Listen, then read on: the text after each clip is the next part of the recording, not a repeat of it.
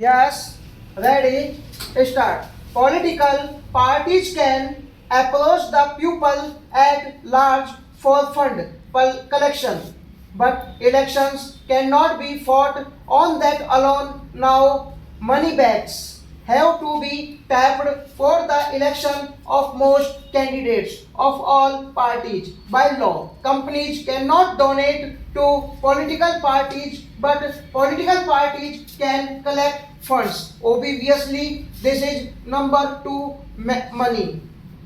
There is no accounting of this money. The Joint Select Committee of Parliament had accepted the recommendation that an expert committee be set up for this. This was, however, not done. In 1990, the then Law Minister had prepared an amendment bill proposing extensive amendment to the Representation of the People's Act.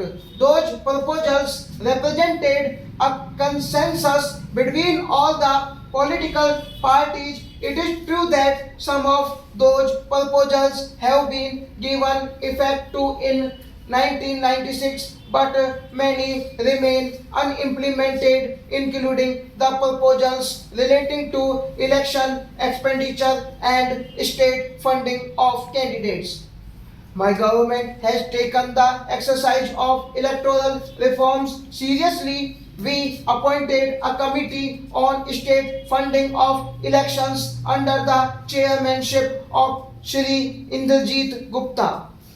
This committee has recently submitted its report. The Law Minister made a reference to that report in his speech. I am happy that Shri Indrajit Gupta is invited to the seminar to preside over the session on election expenses and state funding of elections to be held tomorrow. To facilitate free and fair election, the Election Commission has published certain guidelines. There is a demand that the government give statutory status to some of them. Effective implementation of these rules of conduct depends upon the good sense of the political parties, sense of discipline on the part of the administrative apparatus, and the willing cooperation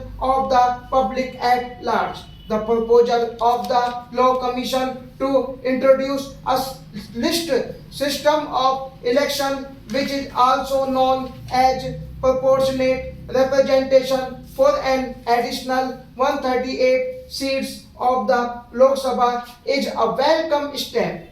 I say so because the system of first part past the post is mostly a gamble. It does not always represent the people's will, especially in a multi-party system like ours. Facts prove that in most constituencies, the winning candidates gets elected on the basis of a minority of the votes cast, resulting general nationwide misrepresentation.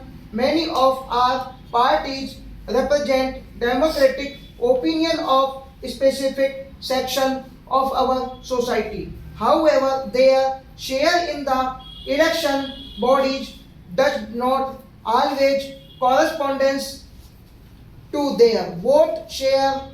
This creates a sense of non-involvement among them. This requires a correction at the earliest in our electoral system. Stop.